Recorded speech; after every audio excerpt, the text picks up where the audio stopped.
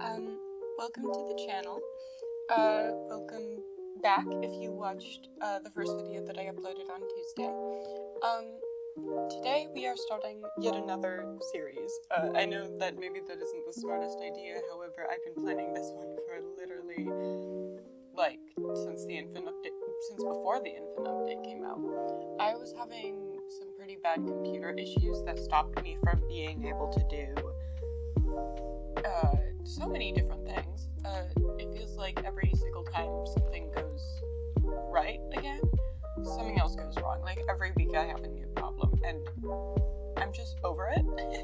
But finally, I'm here, and we're doing this, and I'm so ready.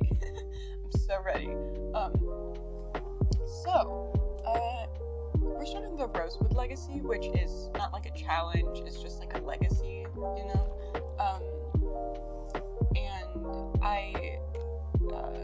We're not even starting with Gen 1 right now, we're actually starting with, Prologue to Gen 1. It's going to be shorter than most of the gens, it's also going to be more cinematic, and I have more story planned for it rather than just letting the game do its thing. I'm going to be interfering with that and doing storyline stuff for the prologue specifically, because I want to care about my legacy founder a lot, and the way that I've decided to go about doing that is starting from infancy. So the infant is the legacy founder. Her name is Laura Busch. Darn it. I'm sorry. I can't stop saying Busch. It's a problem. So sorry in advance, but I'm just really bad at saying the right word. Quickly, I wanted to talk about a few things. One, I've wanted to do SimCity 2 for so long, and the thing that really boosted my ability, or my wanting to do so, was I made some friends who were doing so, and I also met some friends on Simstagram who were sharing their stories, and I'm like, oh, I want to do it so bad. So I'm finally doing it. I also have a couple of people who have really inspired me to do it who are on YouTube. Filcy and Stormy the Strange specifically, they are incredible simmers. Stormy the Strange is taking a break, doesn't know when she's coming back, but she's amazing. Filcy is still regularly posting, and I enjoy her series so much. So I just wanted to give them little shout outs. Another disclaimer that the series sometimes will cover some mature themes. They're not wild, they're not crazy, and they're not explicit, but they're there. Things like mental health, abuse, bigotry. I'll give a warning beforehand whenever things happen. In the backstory that I'm gonna go over in a little bit, there is some stuff mentioned, so fair warning, it's coming soon. Just quick talking about it.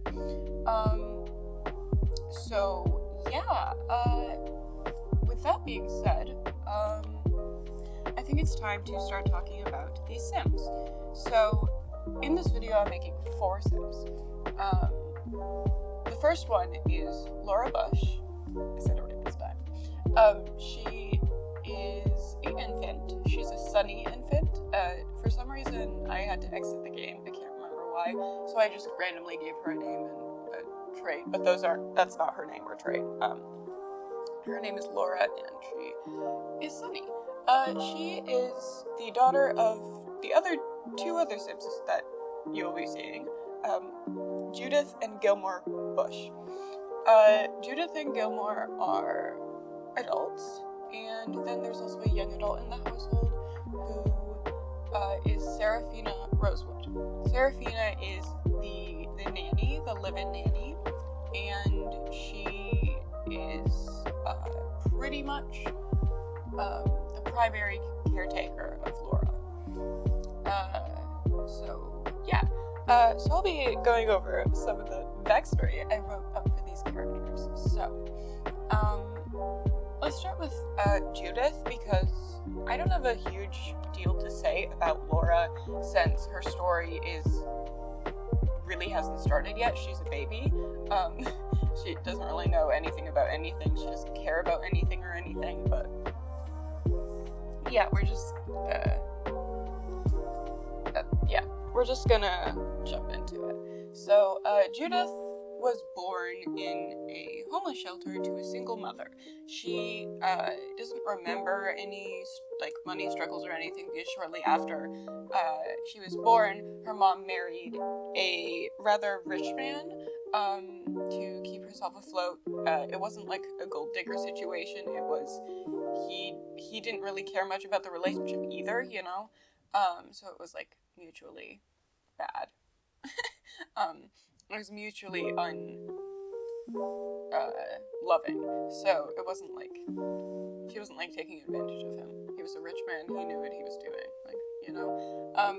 Also, for some reason, while I was making Laura, her hair just kept changing colors, and it was really annoying because, like, that's just annoying. Yeah, some Sims do that. Also, I need to get default eyes, because I don't have them, and it's really annoying, because, like, I feel like I need to do their eyes first, because if I don't, like, I just get distracted by the EA default eyes, so I need to get default eyes.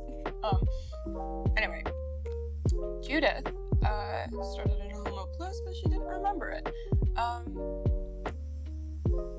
Judith's mother found a man to marry. He was older, richer, and very much meaner than anybody she'd really met before. Judith remembered nothing from her times away from her stepfather's giant mansion, and as a result became a little bit of a brat, snob, you know the drill. Judith wasn't doing the greatest during this time, because all she really had was her mother. Her stepfather did not like her at all. She didn't like her stepfather at all. She knew that her stepfather treated her mother with very much abusive behavior, but she was like, she couldn't do anything, and she felt lucky that he didn't care about her enough to the point where he didn't, like, care about her existence enough to hurt her too. But she, like, kind of ignored it because he was, like, the only reason that she and her mom were not, like, really struggling with their housing situation and money and stuff. So, he took a lot away from her, though, because when she got to a certain point, he sent her to boarding school, which in return made it so she physically could not talk to her mom. Obviously there was, like, ways to contact her mom, but her father took all of those ways away. So she was unable to do so. He took away everything from her. Her mother was like, "Can you not send my child away?" But he, like, threatened them with, like, well, I don't want her around, so, like, I'll do whatever I need to get rid of her. So Judith went to boarding school. She didn't have many friends, though. The friends she did have genuinely did not care about her very much. They were very interested in the fact that she was the stepdaughter of a rich man, and was like, this prestigious character, I have to be friends with her. So she didn't really have any real friends. She didn't have her mother. She was very alone. She joined the chess club. She tried to write letters and call her mom on the payphone. Never got a response. So when she joined the chess club, she was like, maybe this will help me feel better. It really didn't. And even on, like, holiday breaks at the boarding school, her stepfather would, like, just send her to a hotel so that she didn't bother the family. When she graduated, she reached out to her stepfather asking him for college funds. He was like, yeah, sure. I have enough money, and I don't like you, so I'll just send you away, and then you won't bother me anymore. It's really bad. It's really bad, actually. Because he had more money than he knew what to deal with, to be honest. But she still was not allowed to be in contact with her mother. So when she started school, she was like, hey, I kind of want to be a teacher, because that sounds interesting. She really liked learning, so she was like, well, if I really like learning, I'll probably really like being a school teacher, you know? That checks out. She was very wrong. Once she got into the position of a teacher, she realized, oh my gosh, I actually don't like kids. Like, I really don't like them. She just saw them as these bratty, snotty, gross, like, beings. So, like, she tried to get out of there as fast as she could. But once she dropped out of her job, her stepfather was not very happy about it. And Judith wasn't sure if, like, when her stepfather would just decide to stop supporting her financially.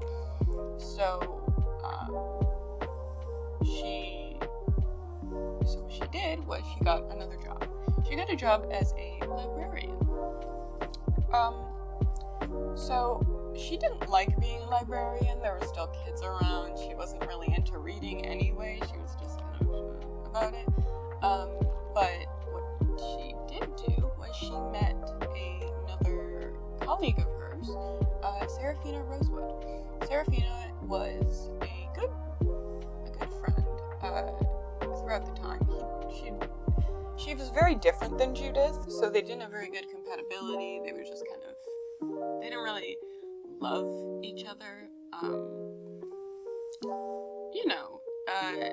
They did talk a lot during their job. They did spend time together, and Judith knew that Seraphina really liked kids. She was doing babysitting for a part-time job. She was writing children's books. She never published any up until this point, but she was, like, starting to write children's books.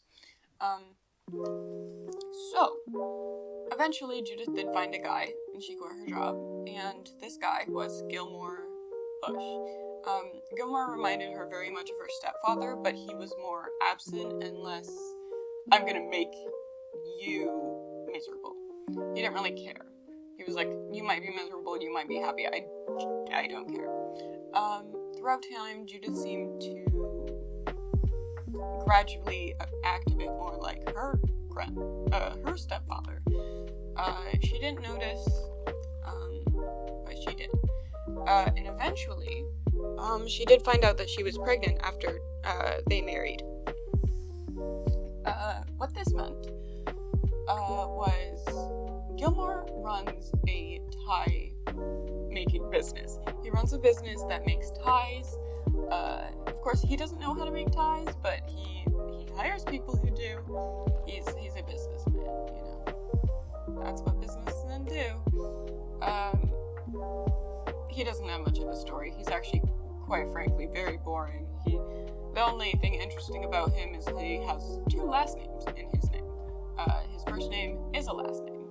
And that's the only thing interesting about him. Let's move on. Judith did not want the baby. And that's fine. Like, it's okay if somebody doesn't want a kid. That's a-okay. But she was forced to continue with the pregnancy. She was forced to, he was like, well, once the baby comes, you have to raise it. Like, I'm busy with work, and you're, like, the mom. You're supposed to do that. You know, it's not the best, but... so Judith had to live through it. She gave birth. Gilmore left her with the midwife, didn't attend the birth. It was a girl. Gilmore decided, even though he wasn't there, that he wanted to name her Laura,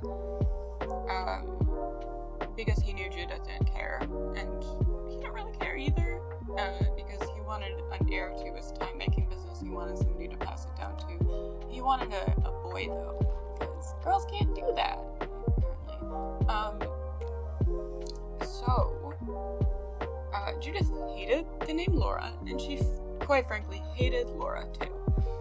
She hired a nanny, the nanny, she called Weeping, calling Seraphina, oh my gosh, please, like, I'll do anything if you just, like, come live with Gilmore and I, and just, like, be this child's mother, pretty much.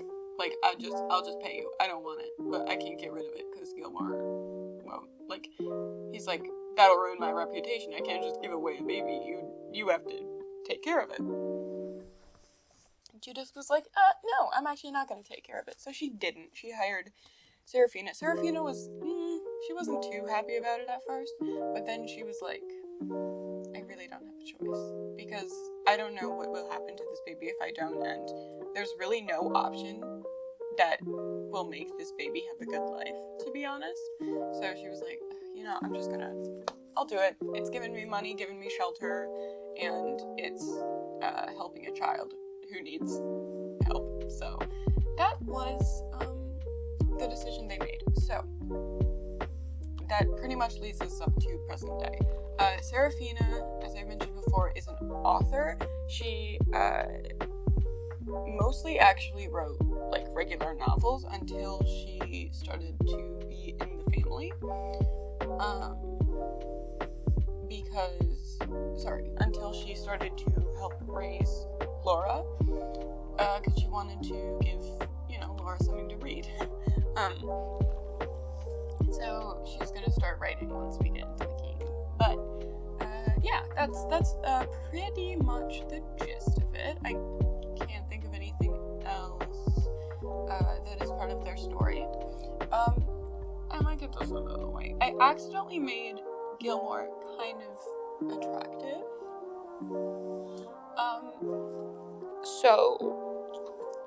I apologize. I don't know what else to say. I'm sorry. That wasn't my intention. But,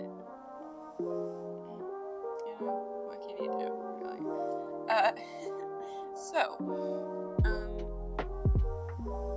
Pretty much, the relationships in this family is Gilmore doesn't have much of a relationship with them at all, like anybody. He doesn't have a relationship with anybody. He's too into his work to do that. Also, I can't tell you why it took so long. Like, there was just a long pause in doing things. In making The Sims, I just stopped doing it for a second, which couldn't tell you why, but yeah, as you can see, he's kind of hot. I'm sorry, I didn't mean to. I swear I didn't mean to. But that's just the way it happened. So sorry. Also, another thing. This goes for both of my series. I have a wheel and I spin it because I struggle to have balance in my Sims game when it comes to identities. Meaning I just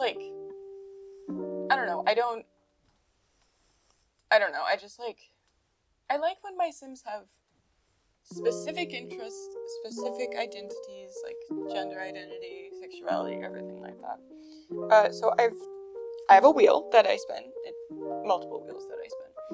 I spin pretty much when a character is born for their preferences, if they're on the Arroways community, their sexualities and gender identities, and I made a new wheel that I'm not sure if I'm going to use yet that is monogamous, ambiamorous, or polyamorous. I don't know yet if I'm going to use that wheel, but everybody on the screen is already spun for except for the adults because they're all just straight cis people who are not very chill, if you know what I'm saying. They're not very chill. So yeah, that's what I'm gonna say. So I think that is it. There's still 10 minutes left of the video, so I'm not sure what I'm gonna talk about because I could just leave you here, but that's kind of boring. As I said, I did accidentally make Gilmore kind of hot.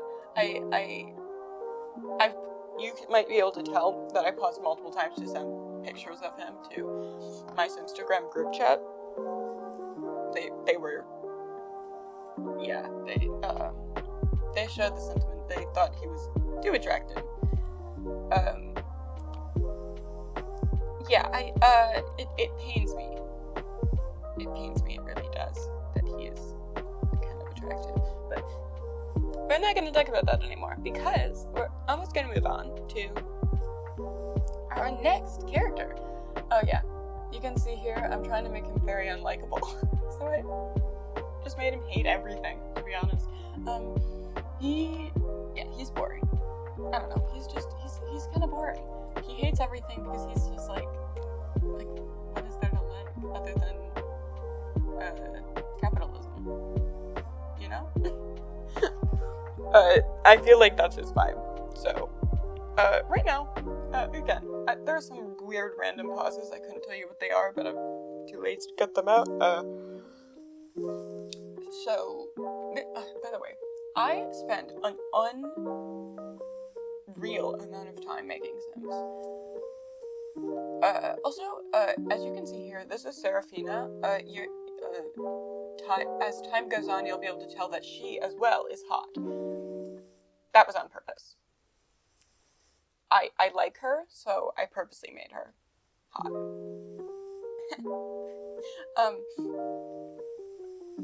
So, I feel very much less guilty about that than how I felt about making Gilmore hot, but she is so pretty. Yeah, I spent an uncanny amount of time on making these Sims. Like, this is sped up a lot, because if it wasn't, it would be, like, so hard to do anything. Like, it would be so hard to make a video that was, like, 55 minutes, that was, like, still sped up by, like, 400%. I spent, like, an hour on each Sim, which is, like, so bad. That is so bad. Why does it take me that long? And my goal is to have one day where I record and edit all my videos, and I'm planning on doing 2 videos a day, which you may think is, wow, that's way too much, and I know. That's not stopping me from doing it, though. I'm actually didn't make my, I only made one video yesterday, which is this one, and, I still have to record the voiceover the day after, so that plan, not really sounding like it's gonna be something I can do. However, I'm expecting to spend less time playing Sims than making Sims, which I know sounds bad, but I'm gonna be making Sims at a regular, I'm gonna be, what was I saying? I don't know. Never mind. Hopefully you knew where my train of thought was going, because I sure didn't, and I don't know. I don't know what the rest of it is.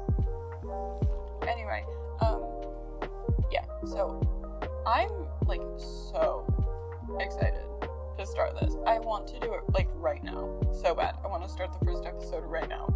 More than anything, but I can't. I can't do that. I have things to do. Also, I was wondering, if I have, like, a section in a lot of my videos that's, hey, here's a random thing that I'm doing, like a random creative project I'm working on, because if you did not know, I do too much. I'm working on a novel right now.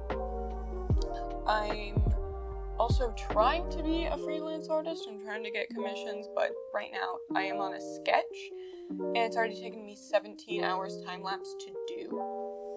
So I'm almost positive I will not be able to do commissions as long as I am still that slow. Because that's, for a sketch, that's wild, and I still don't like the way that it looks. As you can see, Seraphina is so pretty. I'm just gonna stare at her for a second. Yeah, I like her a lot. Anyway, she is so very different than Judith and Gilmore. She has a lot more... She's a lot nicer. I will say that. She's also a better parent. Also, I'm gonna get it out of the way.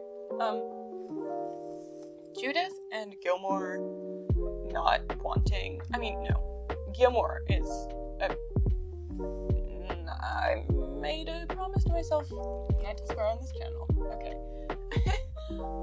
He's a bad guy, and I don't like that he forced his wife to have a kid and then forced her to take care of it, and then didn't want it himself even though he said he did, and he made her keep it. That is a bad move. However, Judith not wanting kids and being forced to have her kid, that's not her fault. I do not blame her for that. That is not part of the problem. Not wanting kids and being forced to have a kid, not part of the problem. However, if you are responsible for this child, then it's a problem that you treated badly, you know? And obviously she was put in a position where she couldn't do much, anything other than raise the kid or have somebody else raise the kid, have the babysitter raise the kid. But you still need to treat, you don't want the kid to know that you don't like them. That's basically what I'm trying to say.